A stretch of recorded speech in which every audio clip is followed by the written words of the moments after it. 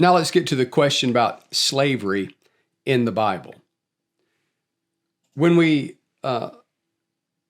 encounter this common tactic used by skeptics, as we saw in episode 291 of Bible Q&A, there's a couple of particular passages that the skeptics like to use to try to create doubt with people about the validity of the Bible or even the character of the God of the Bible, saying that if the God of the Bible condones slavery, condones the beating of slaves, then the God of the Bible is immoral. Well, this is a extremely dishonest tactic. Now, that's not to say that everyone that uses it is dishonest. The person that uses that tactic, like the person in the live chat on episode 291, may not be intentionally dishonest themselves. They may have just fallen for a dishonest tactic used by someone that used it on them to create doubt in the Bible with them. And so they're just repeating what they've heard.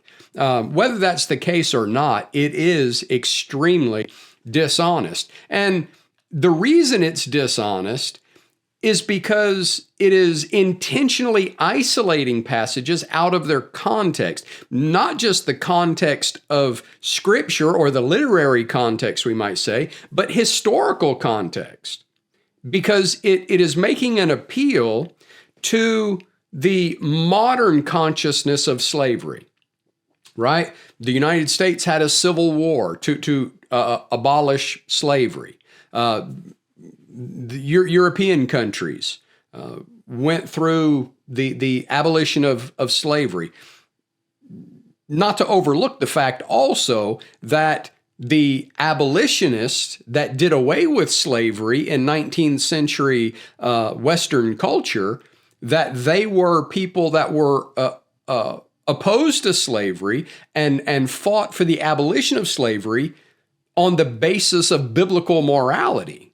And so it not only divorces these passages from their literary context, but the historical context, because the historical context of slavery in the Bible is much, much different than the modern consciousness of slavery based on our more recent history.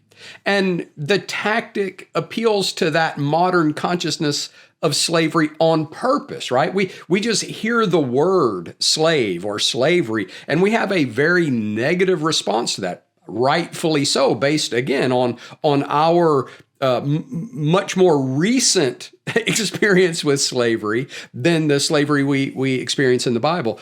But when we do that, we're ignoring the fact that it hasn't always been the same kind of slavery. Now, that's not to say that there wasn't harsh slavery in the Bible, that there wasn't cruel racial slavery in the Bible. There was. The children of Israel themselves were the victim of it when they were slaves in Egypt.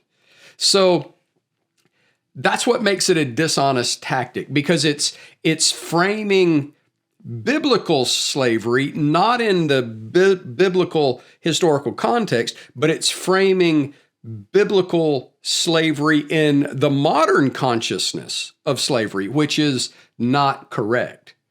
When we look at the quotes that the skeptics like to use, like the one that was used in the live chat in episode 291, Exodus 21, 20 and 21, you see on your screen, it's much, much different than the slave trade of European American history and other settings, even in the East.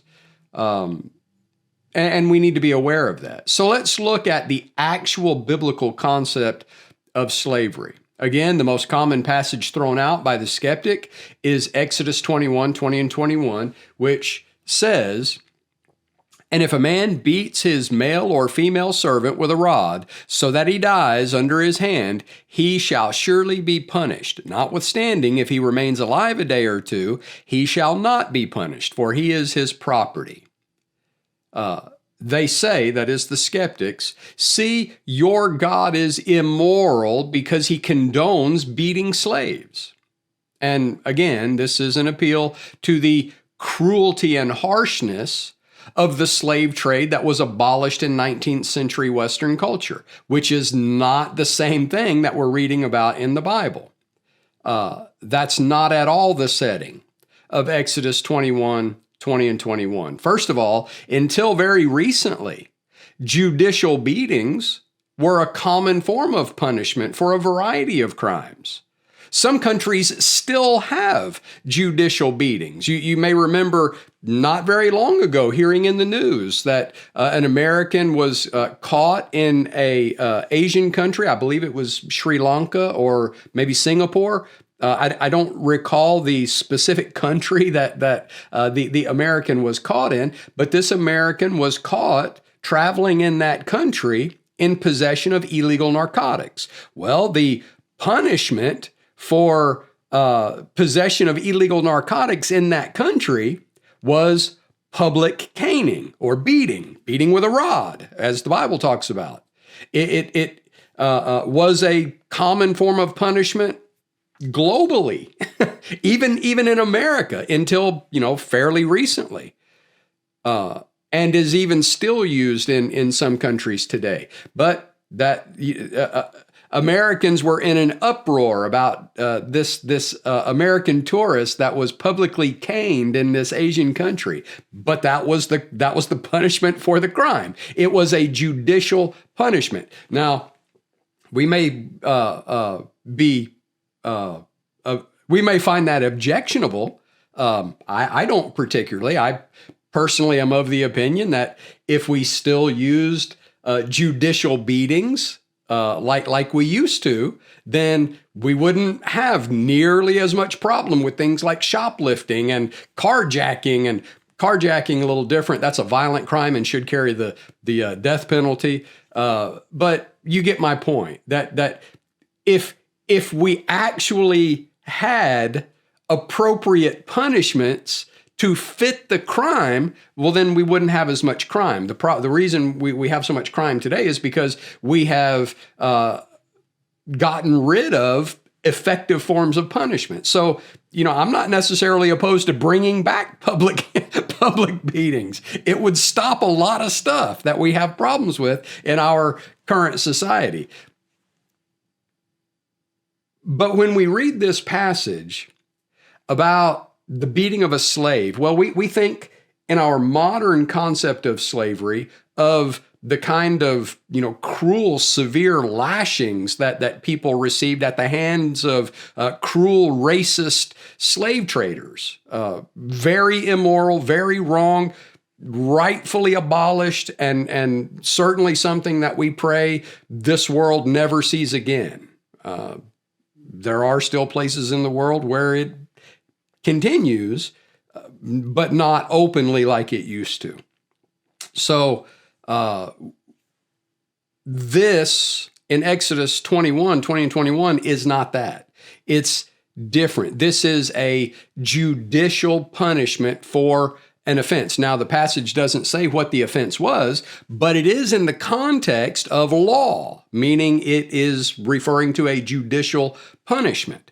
Judicial beatings were a legitimate form of punishment among the children of Israel. For example, in Deuteronomy 25, beginning with verse 1, it says there, if there is a dispute between men and they come to court, that the judges may judge them, and they justify the righteous and condemn the wicked, then it shall be if the wicked man deserves to be beaten. That says that there were crimes that a judge could render judgment in that crime and issue a beating for the guilty party. If the wicked man deserves to be beaten, that the judge will cause him to lie down and be beaten in his presence according to his guilt, right? The beating was to fit the severity of the crime. According to his guilt with a certain number of blows, right? So based on the severity of the crime, the judge might say 5 blows, or he might say 15 blows, or he might say 30 blows, or he could say up to 40, but he couldn't go past 40. Going past 40, God said that you could not lash someone, strike someone with a rod more than 40 times, right? So God limits that so that it doesn't cross over into just abject cruelty. So it says, with a certain number of blows, 40 blows he may give him and no more. The Apostle Paul said that he received these kinds of beatings because the Jews wanted him to stop preaching the gospel of Christ. In Acts chapter 5, I just posted Acts chapter, the second part of Acts chapter 5, where we're studying through Acts, and it refers to the apostles being beaten there at the end of Acts chapter 5. Well, they were beaten at the order of the governing council of the Jews. So it was ordered by a judge. Now, was it just? No, because they were rejecting the transition from Judaism to Christianity, and so they were in a position of authority to charge the apostles with a crime deserving of beating, but they should have known that what the apostles were doing was the progression of God's will, and they were, as Gamaliel said, they were fighting against God. So, but the point is, we see this being used in Israel. And here's the law for it right here. It was a judicial beating. It was the punishment for a crime. We see in Proverbs chapter 19 and verse 29, judgments are prepared for scoffers and beatings for the backs of fools. So, someone foolishly breaking the law could get beat, could have a beating issued for their guilt. In Luke chapter 12, beginning with verse 41, Jesus, in this parable of the faithful steward, talks about a wicked steward being deserving of beatings. Look down at verse 47. And that servant who knew his master's will and did not prepare himself or do according to his will shall be beaten with many stripes. But he who did not know yet committed things deserving of stripes, right? So he didn't know that he was breaking his master's will, but he did. And his violation was something that was deserving of stripes. That is, he did something wrong. It's not as bad as the other one who did it intentionally, right? And that's the point here, is intent. It's not as bad as the one who did it intentionally, but he still did something, Jesus said, deserving of stripes. See, it was the judicial punishment for wrongdoing. He shall be beaten with few. His punishment would be less severe than the one who did it intentionally, right? That's the point that Jesus is using there, or the example that Jesus is using there to make his point in the parable. So in Exodus 21, 20 and 21, it doesn't say what the slave was being beaten for. It just says that if the master beat the slave to death, then he was to be punished. But if he didn't intend to beat the slave to death, if the cause for death wasn't the immediate beating, that is, he died under his hand while he was being beaten, but maybe complications and infection from who knows? It doesn't say, right? It just says he dies, a day later or a couple days later, right? The point being that the punishment for whatever the infraction wasn't intended to kill. The person didn't intend to kill their servant. That wasn't the intent. And so intent matters, right? So that's what it says. If he beats him to death, he's supposed to be punished. If he didn't beat him to death, he didn't intend for him to die as a result of the beating, well, then that's different. And that's what it says. So it doesn't say what he's been beaten for, but the context is the judicial treatment of slaves, so it would have been a judicial beating.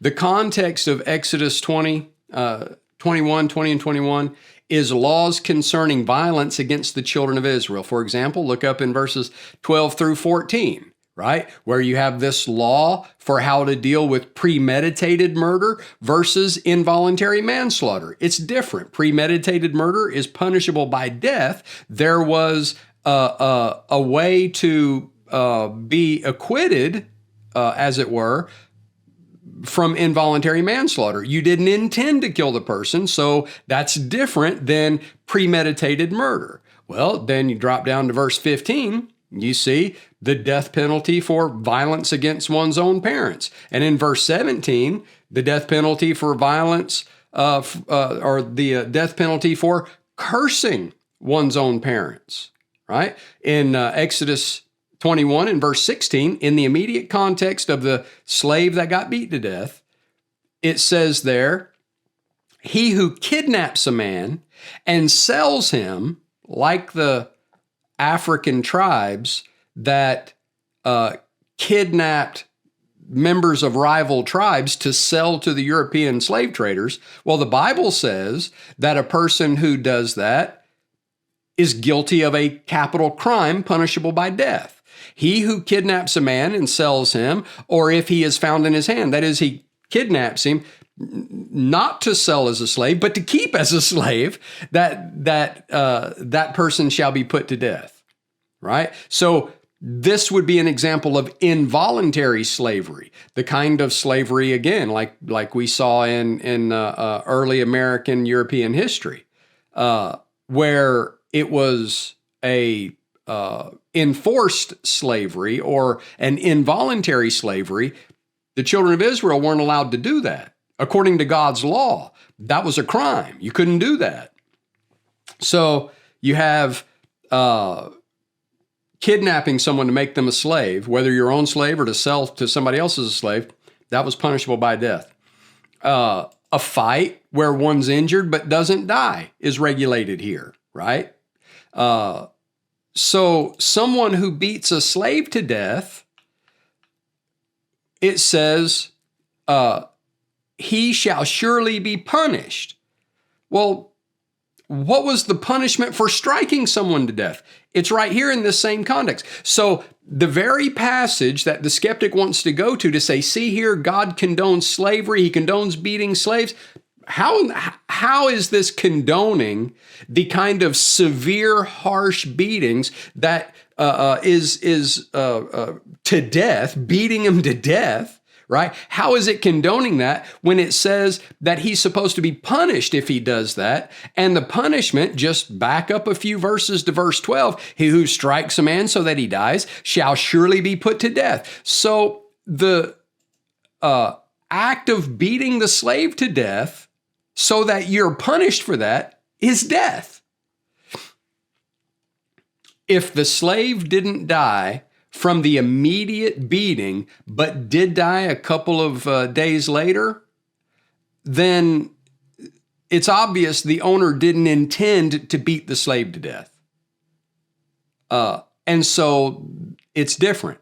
And when it says, notwithstanding, if he remains alive a day or two, he shall not be punished, for he is his property. That where it says he is his property, let me look at a different translation here.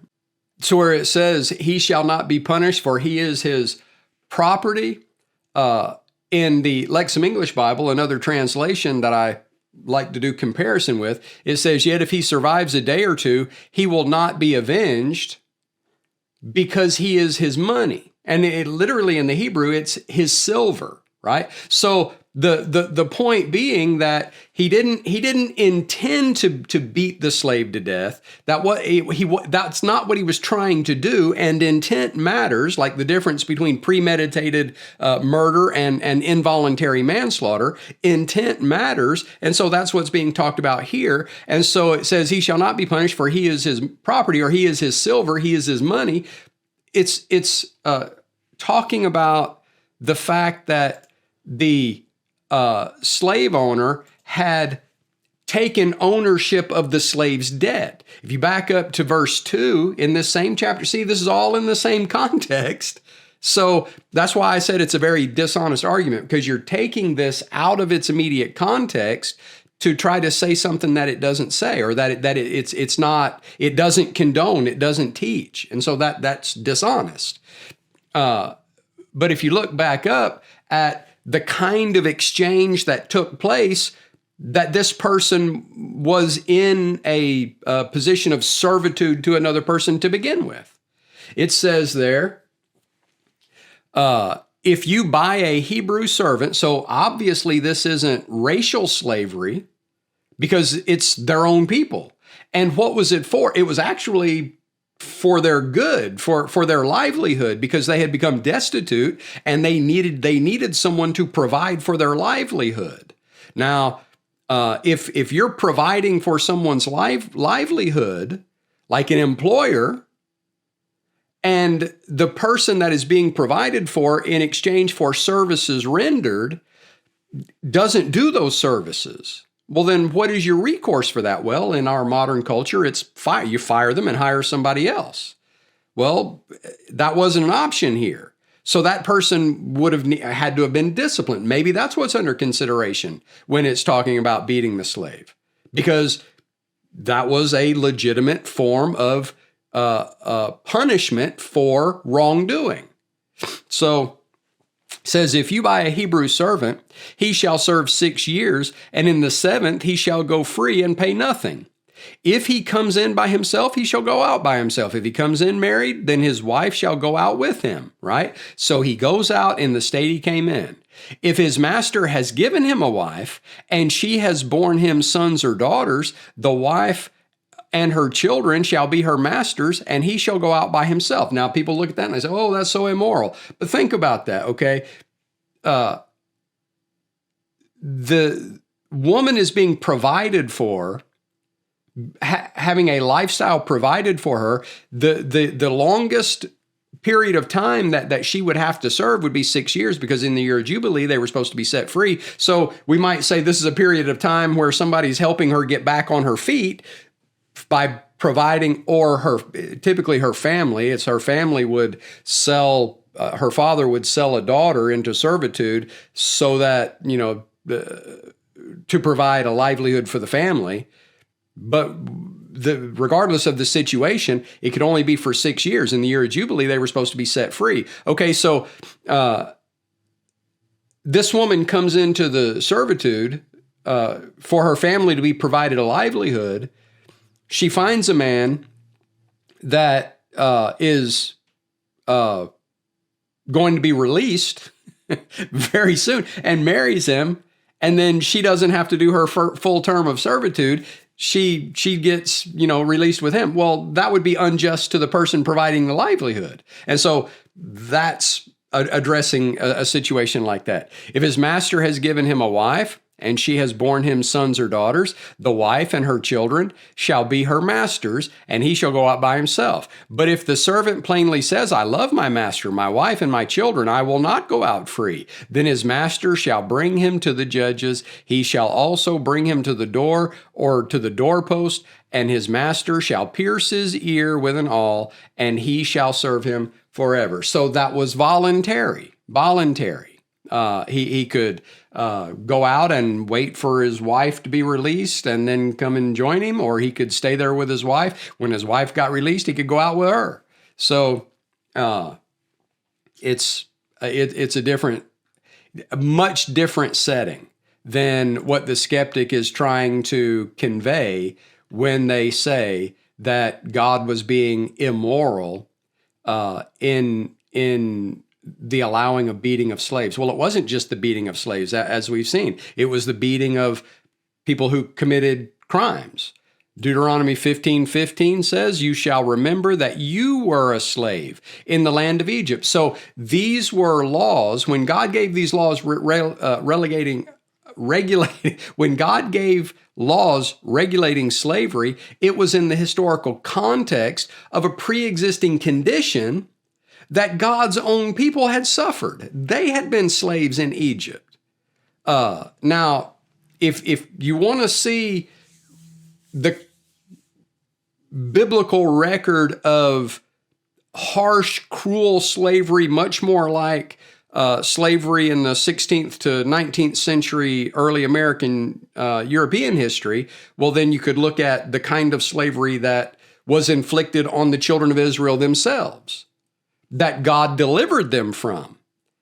Because Pharaoh said that, there's too many of these Hebrews, and we need to cut their numbers down. So let's start killing their male children. Let's start throwing their male children in the river. Right? The children of Israel couldn't do stuff like that. God didn't allow the children of Israel to do stuff like that. Well, the gods of Egypt, the kind of slavery that was in the nations around that part of the world, the kind of slavery that was practiced in the nations that the children of Israel were going to cross over the Jordan and defeat and eradicate, was much more like the cruel slavery that the skeptic is trying to convince us that God condoned. Not so. The Egyptian slavery, they could kill the Hebrews just at Pharaoh's command. The male children, throw them in the river. The nations around practicing human sacrifices, offering up the slaves' children to their idols, to the idol Molech. The children of Israel couldn't practice those things. Were forbidden from those things. We're supposed to eradicate those things. So that we even have examples of people from those other nations coming and basically begging the children of Israel to take them as slaves, because their slaves were treated like people rather than like cattle. Right? And so, this argument from skeptics, like I said, is highly dishonest. It completely takes the biblical framework out of its historical setting and literary context to appeal to a modern consciousness of slavery, which is very, very different. So that's what the Bible says about slavery. If you're watching live, be sure to jump in the live chat and post your questions, comments now. We're going to be going to the live chat in just a little while. If you're watching the archive, then be sure to post your questions and comments in the comment section on this video, and we will respond to your questions and comments in a future episode of Bible Q&A.